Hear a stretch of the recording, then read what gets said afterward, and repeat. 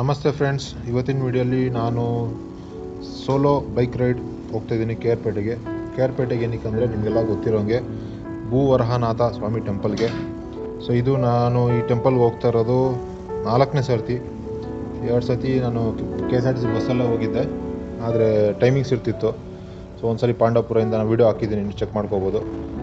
ಈಗಂತೂ ಮುಂಚೆ ಎಲ್ಲ ಬೆಳಿಗ್ಗೆ ಒಂದು ಬಸ್ ಬಂದರೆ 11 ಗಂಟೆಗೆ ಮತ್ತು 1 ಗಂಟೆಗೆ 1:15 ಆ ಥರ ಮಧ್ಯಾಹ್ನ ಬರ್ತಿತ್ತು.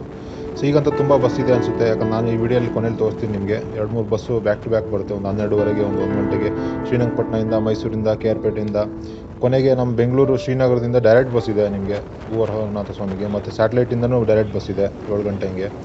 ಸೊ ಇದೆಲ್ಲ ಟೈಮಿಂಗ್ ಚೆಕ್ ಮಾಡಿಕೊಂಡು ನೀವು ಫೆಸಿಲಿಟಿ ಇದೆ, ತುಂಬ ಬಸ್ ಫೆಸಿಲಿಟಿ ಇದೆ. ಬಟ್ ಆದರೂ ನಾನು ಬಸ್ ಫೆಸಿಲಿಟಿ ಜಾಸ್ತಿ ಇಲ್ಲ ಅಂತ ಅಂದ್ಕೊಂಡು ನಾನು ಬೈಕ್ ರೈಡ್ ಹೋಗಿದ್ದೆ. 2 ಸತಿ ಬಸ್ಸಲ್ಲಿ ಹೋಗಿದ್ದೆ, ಒಂದು ಸರಿ ಕಾರಲ್ಲಿ ಹೋಗಿದ್ದೆ, ಈ ಸತಿ ಸಿಂಗಲ್ಲಾಗಿ ಬೈಕಲ್ಲಿ ಹೋಗಿದ್ದೀನಿ. ಸೊ ಇದು ಅಷ್ಟೇ ಟೈಮಿಂಗ್ಸ್ ಆಗಿದೆ.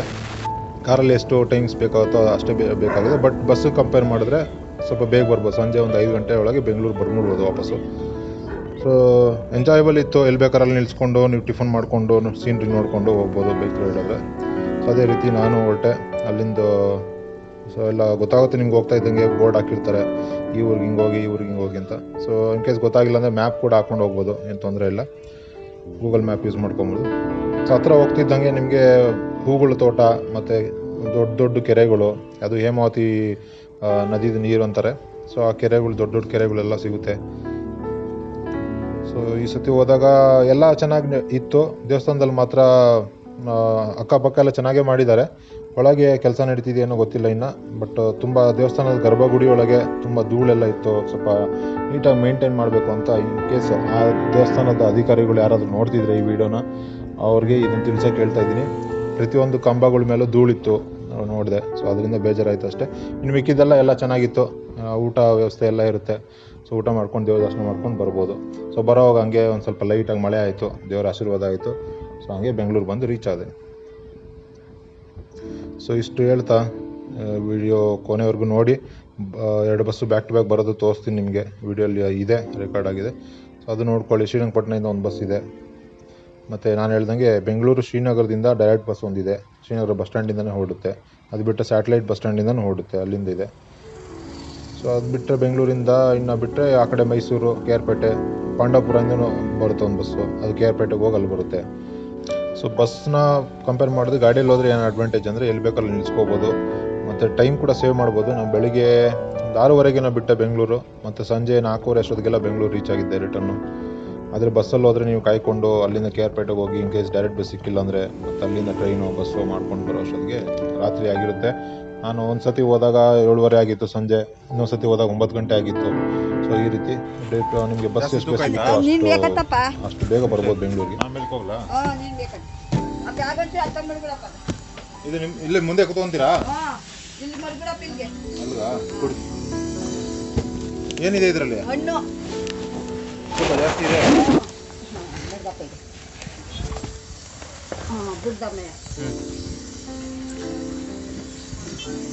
ಸೊ ಈ ರೀತಿ ಪ್ಲ್ಯಾನ್ ಮಾಡ್ಕೊಂಡು ಹೋಗಿ ಬನ್ನಿ ನೀವು, ತುಂಬ ಒಳ್ಳೆಯದಾಗುತ್ತೆ. ನಾನು ಕೂಡ ಒಳ್ಳೆಯದಾಗಿದೆ, ಆದ್ದರಿಂದ 4ನೇ ಸತಿ ಹೋಗ್ತಿದ್ದೀನಿ ಅಂತ ಹೇಳ್ತಾ, ಕೊನೆಯದಾಗಿ ದೇವಸ್ಥಾನದಲ್ಲಿ ಏನೇನು ಇರುತ್ತೆ ಎಲ್ಲ ಗೊತ್ತಿರೋ ಹಾಗೆ ನೀವು ಯಾವುದೇ ಅಲ್ಲಿ ಅಂಗಡಿಗಳ ಹತ್ರ ನೋಡಿದ್ರೆ ಸಾಕು, ಇಟ್ಕೆ ಎಲ್ಲ ಇಟ್ಟಿರ್ತಾರೆ. ಅವ್ರನ್ನೇ ಕೇಳಿದ್ರೆ ಇಟ್ಕೆ ತೊಗೊಳೋವಾಗ, ಇಲ್ಲ ತುಳಸಿ ತೊಗೊಳೋವಾಗ, ಹೂವು ತೊಗೊಳೋವಾಗ ಅವ್ರನ್ನೇ ಕೇಳಿದ್ರೆ ಹೇಳ್ತಾರೆ ಏನು ಮಾಡಿಸ್ಬೇಕು ಅಂತ. ಕಲ್ಲು ಮಣ್ಣು ಪೂಜೆ ಮಾಡಿಸೋದು, ಹಿಂಗೆ ಇನ್ ಕೇಸ್ ಮನೆ ಕಟ್ತಿದ್ರೆ, ಇಲ್ಲ ಕೋರ್ಟು ಕಚೇರಿ ಏನಾದರೂ ಇದ್ದರೆ ನಿಮಗೆ ಏನು ಮಾಡಬೇಕು ಅಂತ ಅಂಗಡಿಯವರೇ ನಿಮ್ಗೆ ಎಕ್ಸ್ಪ್ಲೇನ್ ಮಾಡಿಬಿಡ್ತಾರೆ. ಮಣ್ಣೆಲ್ಲಿ ಸಿಗುತ್ತೆ, ದೇವಸ್ಥಾನದ ಪಕ್ಕದಲ್ಲಿ ಮಣ್ಣು ಹಾಕಿರ್ತಾರೆ, ಅಲ್ಲಿಂದ ಮಣ್ಣು ಕವರ್ಸ್ ಹಾಕ್ಕೊಂಡು ಹೋಗ್ತಾರೆ ಎಲ್ಲರೂ. ಅದಾದಮೇಲೆ ಅಲ್ಲಿ ಬಂದು ಸಂಕಲ್ಪ ಮಾಡಿಸ್ತಾರೆ ಟಿಕೆಟ್ ತೊಗೊಂಡು. ಸೊ ಈ ಥರ ಎಲ್ಲ ಇದೆ. ಅದು ಪಕ್ಕದಲ್ಲೇ ನಿಮ್ಮ ದೇವಸ್ಥಾನ ಪಕ್ಕದಲ್ಲಿ ದೇವಸ್ಥಾನಕ್ಕೆ ಹೋಗೋಕ್ಕಿಂತ ಮುಂಚೆನೇ ಇಲ್ಲಿ ಕೆರೆ ನೀರು, ದೊಡ್ಡ ಕೆರೆ ಇದೆ. ಸೊ ಅದರಲ್ಲೇ ಕೈ ಕಾಲು ಮುಖ ತೊಳ್ಕೊಂಡು ಹೋಗ್ತಾರೆ ಜನ ಎಲ್ಲ.